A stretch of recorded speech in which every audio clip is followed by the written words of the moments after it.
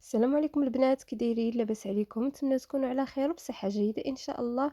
وسمحوا لي على هذا الغبور، وشكرا للبنات كاملين اللي كيسولوا فيا، شكرا من القلب. نتمنى دائما نكون عند حسن الظن ديالكم ان شاء الله. ومرحبا بكم معايا في فيديو جديد على القناه. اليوم غادي نشارك معكم هذا الموديل ديال الراندا اللي كيجي على شكل حصيره بالطريزه ديال الرباطي بهذا الشكل هذا. غادي نشارك معكم هذه الخدمه من البدايه حتى النهايه باش المبتدئات يفهموا مزيان، فتبعوا معايا الفيديو للأخير. ونبداو على بركة الله. أنا هنايا فتحت الفتحة ديال نص الطوق وهبطت الهبيطة هكا بغرزة وحدة كما كتلاحظوا معايا، والفتحة هنايا غنخدمها عاد نقطعها. والحرير عندي مبروم على جوج شعرات كما كتلاحظوا معايا. دابا أنا هنايا غادي ندير غرزة في الثوب من هاد الجهة بهاد الشكل، وغندخل الإبرة في هاد العوينة هادي ونزيد غرزة حدا الثوب. دابا غادي نهز هاد الغرزة هادي الوسطانية ديال الملاقية ديال الهبيطة. دابا غناخد غرزة عاوتاني في الثوب من ديك الجهة بهذا الشكل، ونرجع عاوتاني ندخل الابره في العوينه هذه ونزيد غرزه حدا الثوب بهذا الشكل. دابا نهز عاوتاني هاد الغرزه الوسطانيه وغنخدم عاوتاني هاد الغرزه هذه اللي زدت حدا الثوب. دابا نرجع عاوتاني هنا ندير غرزه في الثوب من هاد الجهه وندخل الابره في هاد العوينه هذه ونزيد غرزه حدا الثوب بهذا الشكل. وناخد هاد جوج غرز اللي في الوسط، واحد جوج. دابا غادي نخدم هاد الغرزه هذه اللي زدت حدا الثوب بهذا الشكل، وناخد غرزه من الثوب بهذه الطريقه هذه ديك الجهه. دابا ندخل الابره في هاد العوينه وغنزيد عاوتاني غرزه حدا الثوب، غنرجع في هاد الغرز اللي عندي في الوسط.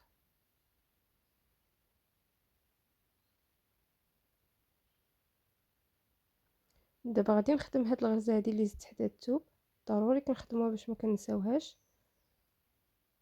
دابا ندير غرزه في الثوب من هاد الجهه كالعاده، غادي ندخل الابره في هاد العوينه هادي ونزيد غرزه حدا الثوب. دابا غنخدم هاد الغرز اللي في الوسط كاملين.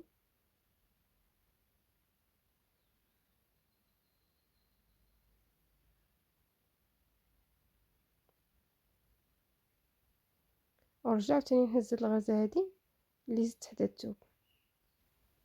دابا غادي ناخد غرزه من الثوب من ديك الجهه بهذا الشكل، وندخل الابره في هاد العوينه هادي ونزيد غرزه حدا الثوب.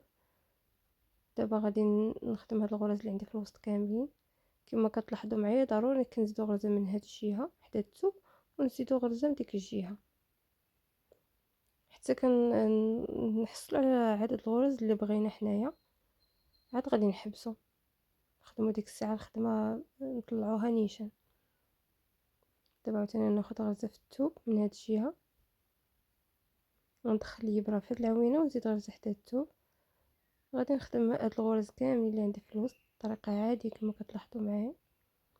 ديما الحرير كنجروه للفوق باش كتجينا خدمه متقونه بهذا الشكل، والعوينه كنهزوها كامله باش كتجي الخدمه متقونه اكثر. دابا غنخدم هاد الغرزه هادي اللي زدت حدا الثوب وغنخدم غرزه عاوتاني في الثوب من ديك الجهه. دابا ندخل الابره في هاد العوينه هادي اللي عندي هنا ونزيد غرزه حدا الثوب. دابا غادي نرجع في هاد الغرز اللي عندي في الوسط كاملين، نحاولوا ما ننقصوا حتى غرزه.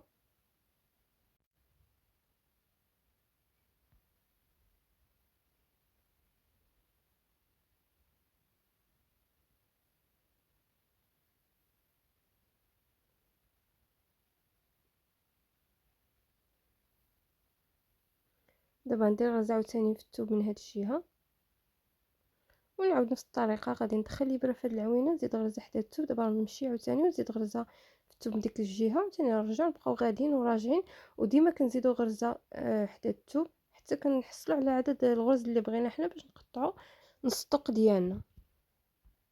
دابا انا في هاد نص الطوق خدمت 31 غرزه. دابا غادي قطعت نص الطوق كما لاحظتوا معايا، وغنبقى نخدم الغرز كاملين وغنرجع فيهم، وما نبقاش نزيد هذوك الغرز اللي كنت كنزيد حدا الثوب بهذا الشكل. دابا غادي ندير غرزه نيشان في الثوب بهذه الطريقه هذه، وغادي نهز الغرزه الاولى بهذا الشكل، ما كنزيدوش غرزه دابا حدا الثوب.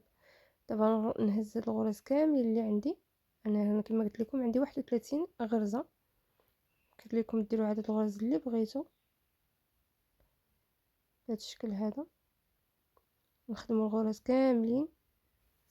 كنتمنى تكون الطريقه مفهومه بالنسبه للمبتدئات، ولا ما فهمتش راه كاينين فيديوهات عندي في القناه شارحه فيهم طريقه الخدمه ديال الحصيره بالتفصيل كما كتلاحظوا معايا. سرعت الفيديو. دابا غادي نخدم الغرز كاملين بطريقه عاديه بهذا الشكل.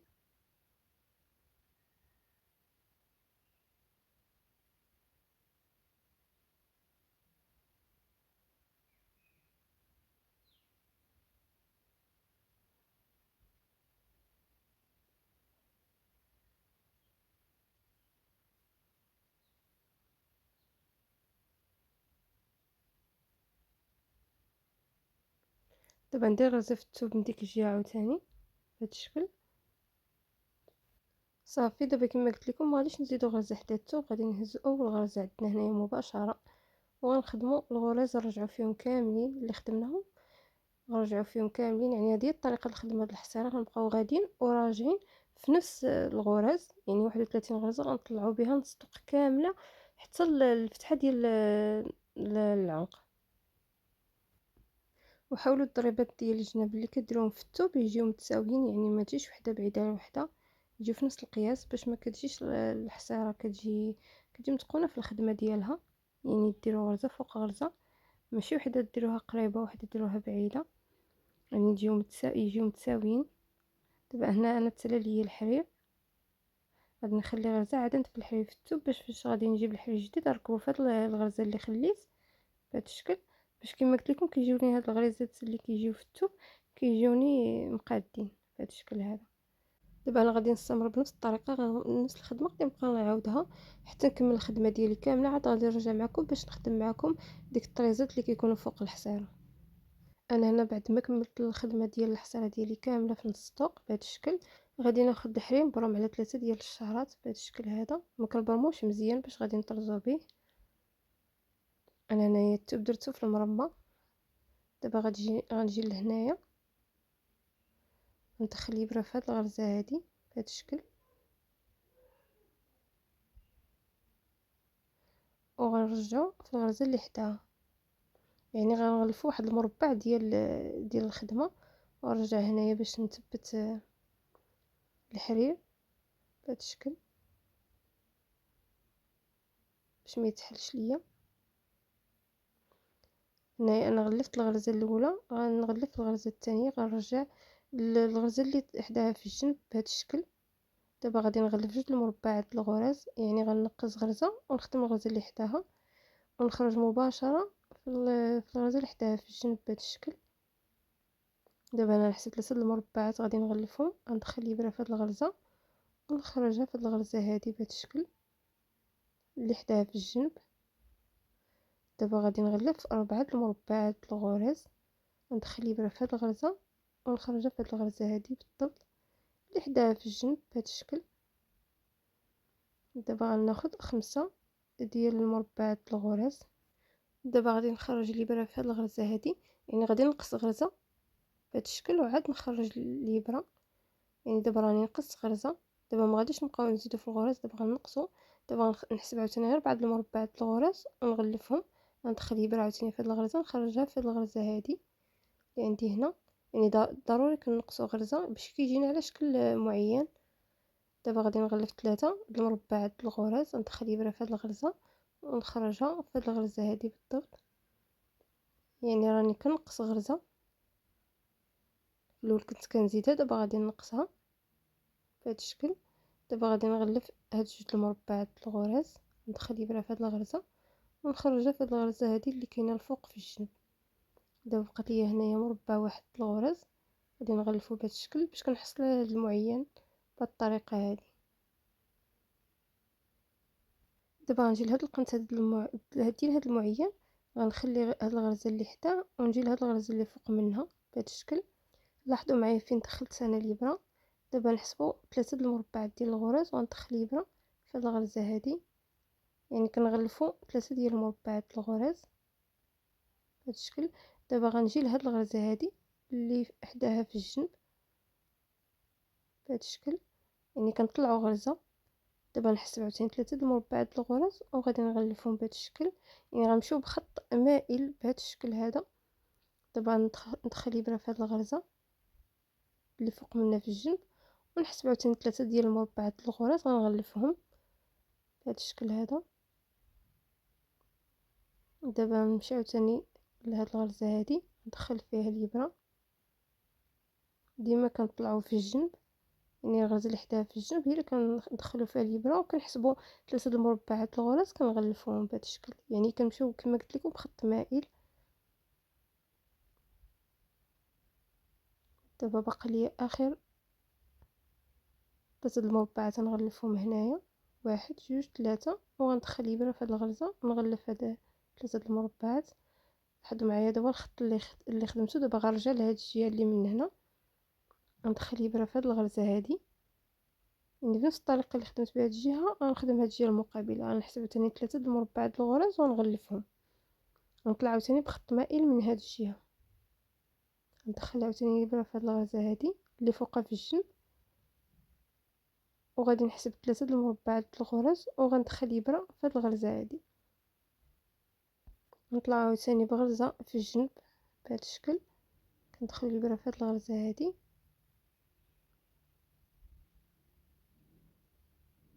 وغنحسبوا هنايا 3 د المربعات ونغلفوهم بهذا الشكل. دابا غنمشيو لهاد الغرزه هذه عاوتاني اللي حداها في الجنب، ونحسبوا عاوتاني 3 د المربعات الغرز غادي نغلفوهم بهذا الشكل. غنبقاو غاديين بنفس الطريقه حتى نحصل على واحد الخط مائل بهذا الشكل هذا. كنغلفوا نفس القياس 3 د المربعات الغرز. يمكن لكم تحسبوا عدد الغرز، يعني تحسبوا. غندخل الابره دابا مثلا في هذه الغرزه هذه اللي حداها في الجنب بهذا الشكل، ويمكن لكم تحسبوا الغرز، تحسبوا 1 2 3. الرابعه هي اللي كتدخلوا فيها الابره. كنتمنى يكون الشرح ديالي مفهوم. يعني الغرزه اللي كندخلوا فيها الابره بهذا الشكل هذا، يعني هي اللي كنبداو من الحساب، كنحسبوا منها هي الغرزه الاولى، ونحسبوا الغرزه الثانيه والثالثه والرابعه اللي كندخلوا فيها الابره بهذا الشكل. يعني كنتسموا كنغلفوا 3 د المربعات الغرز. بقاو غاديين بهذه الطريقه. دابا نطلع عاوتاني للغرزه اللي حداها في الجنب، ونحسب عاوتاني 3 ديال المربعات الغرز ونغلفهم بهذه الطريقه هذه.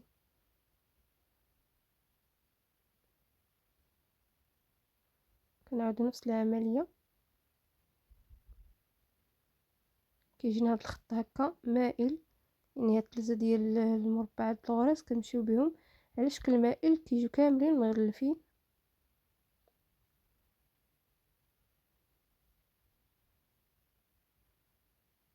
ضروري كنطلعوا الغرزه اللي حداها في الجنب باش كتجينا هاد الخط هكا مائل بهذا الشكل هذا. كنتمنى يكون الفيديو واضح بالنسبه للمبتدئات، حيت كتجي صعيب الخدمه تكوني كتخدميها وكتصوريه في نفس الوقت. انا كنحاول نقربكم من الخدمه اكثر. دابا كما كتلاحظوا معايا في هذه الجهه طلعت ب 13 سطر، يعني ابتداء من هذاك الوسطانيه اللي بديت بها في الاول كاع، ومن هذيك الجهه اللي من الهي درت 5 ديال السطوره. دابا هنا راه كاين 13 سطر ابتداء كما قلت لكم من الوسطانيه. دابا هنايا لاحظوا معايا رجعت لهاد الغرزه هذه، دخلت فيها الابره. سمحوا لي هاد اللقطه ما تصورت لياش مزيان. دابا غادي نحسب عاوتاني 3 ديال الغرز من ديك الجهه، وغندخل الابره يعني نغلف 3 ديال الغرز من الجهه المعاكسه بهذا الشكل هذا. لاحظوا معايا كيفاش كندخل الابره في هاد الغرزه هذه ونخرجها في هاد الغرزه هذه اللي في الجنب من هنايا. كنحسبوا 3 ديال المربعات الغرز ونغلفوهم. دابا غنمشيو عاوتاني بخط مائل في هاد الجهه هذه. هانتوما لاحظوا معايا غندخل الابره في هاد الغرزه بهذا الشكل، يعني كنطلعوا بغرزه من حداها ونحسبوا 3 د المربعات الغرز نغلفوهم بهذا الشكل. دابا نجي لهاد الغرزه هذه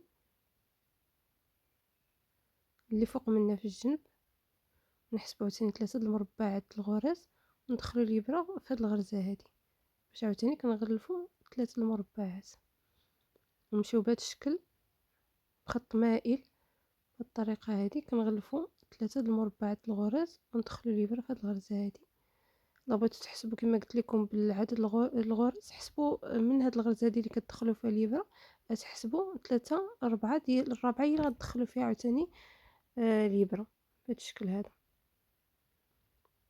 غنبقاو مستمرين بنفس الطريقة، كنجيو لهاد الغرزة هادي اللي فوق منها في الجنب، كندخلو فيها الإبرة وكنحسبوا 3 د المربعات الغرز ونغلفوهم.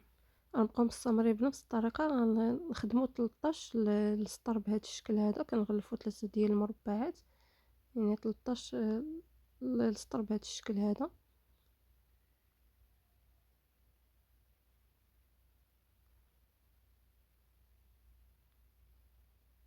ديما كنجيو لهاد الغرزة هادي اللي فوق منها هكا في الجنب، هي كندخلو فيها الإبرة وكنحسبو 3 د المربعات ديال الغرز ونغلفوهم بهذا الشكل. الطريقة راه ساهلة، خاصكم غير تركزوا في الاول صافي وغادي تجيكم الطريقه سهله.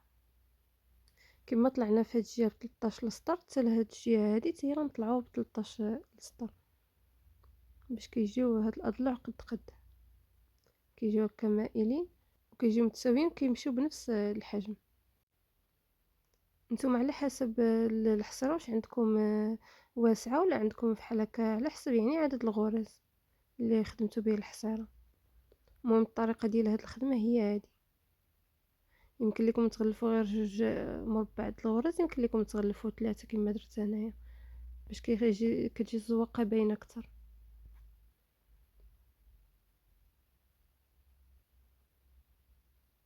حيت دابا انا خدمه هاد الحصيره على 2 شعرات، اللي خدمتوها نتوما على 3 ديال الشعرات يمكن لكم تغلفوا غير 2 مربعات ديال الغرز غيجيو باينين.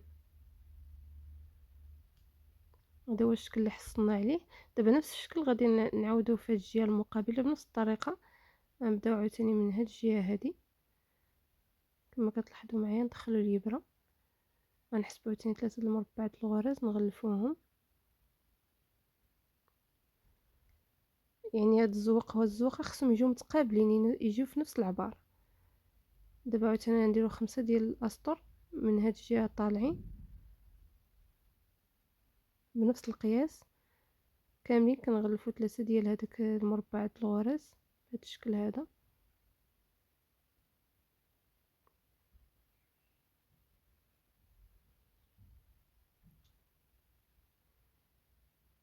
دابا هذا هو السطر الرابع.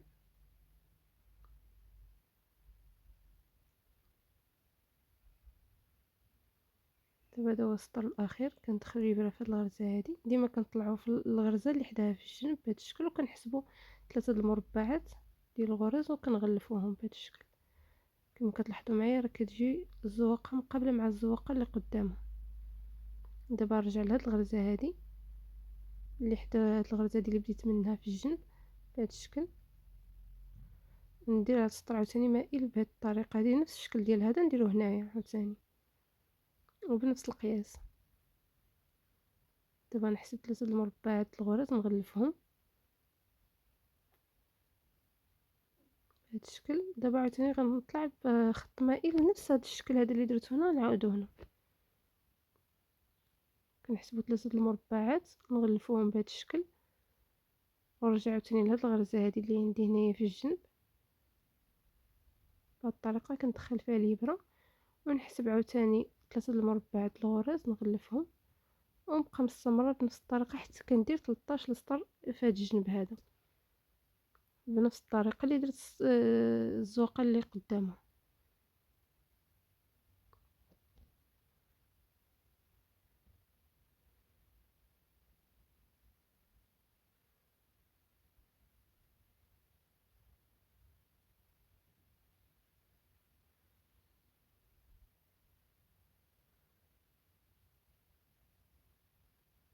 كما قلت لكم نتوما على حسب العرض ديال الحصيره شحال عندكم فيها من الغرزه. يعني الا كانت عندكم الحصيره كبيره اكبر من هاد الحصيره اللي درت انايا، يمكن لكم تزيدوا عدد الاسطر اللي كاينين هنا. يعني انا درت 13، يمكن لكم ديروا نتوما 15 ولا ديروا العدد الاسطر اللي بغيتو. ولا كانت عاوتاني ضيقه عندكم ضيق من هاد اللي درت انايا، يعني هادي عندي فيها 31، قد نتوما ديروا غير 20 غرزه. يمكن لكم عاوتاني ديروا غير 10 ديال الاسطر ولا 9 د الاسطر على حسب العرض ديال الحصيره اللي خدمتو نتوما. المهم نفس الطريقة هاد الخدمة راه هي هادي ديال الزواقة.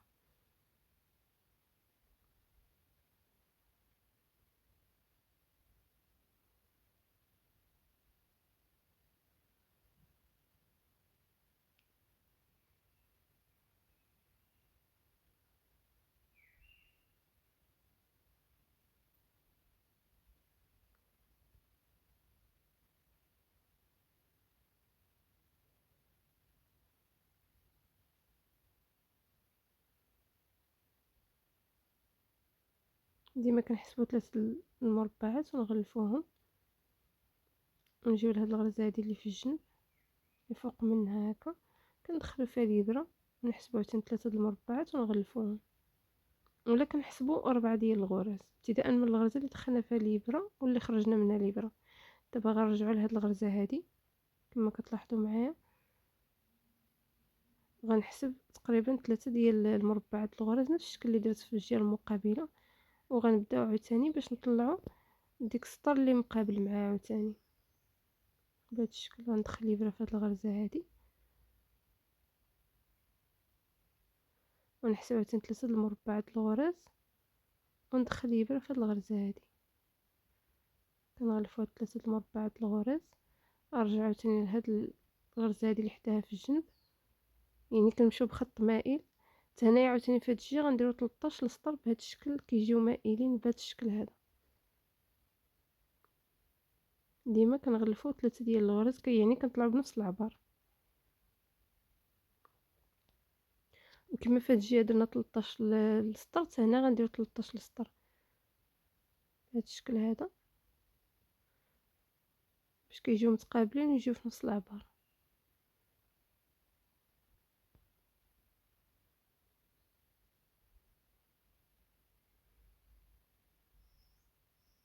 انا كنحاول نشرح لكم شويه وخا التصوير ما مساعدنيش باش نشرح لكم مزيان، كتجي صعيب تخدمي وتصوري في نفس الوقت.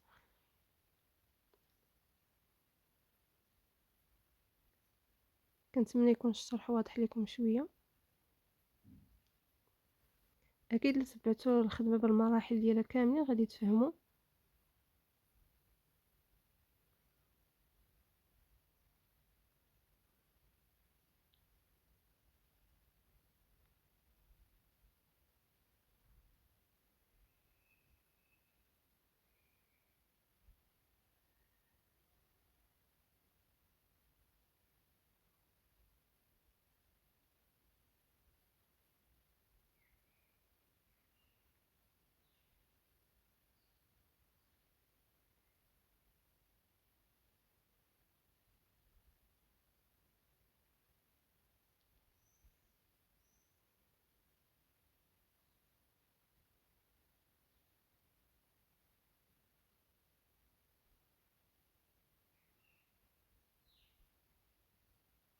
كما كتلاحظوا معايا هنايا انا كملت هنايا 13 سطر نفس الشكل ديال الجهه المقابله. دابا غادي نكمل معكم الخدمه في الفيديو القادم ان شاء الله باش ما يجيش الفيديو طويل بزاف.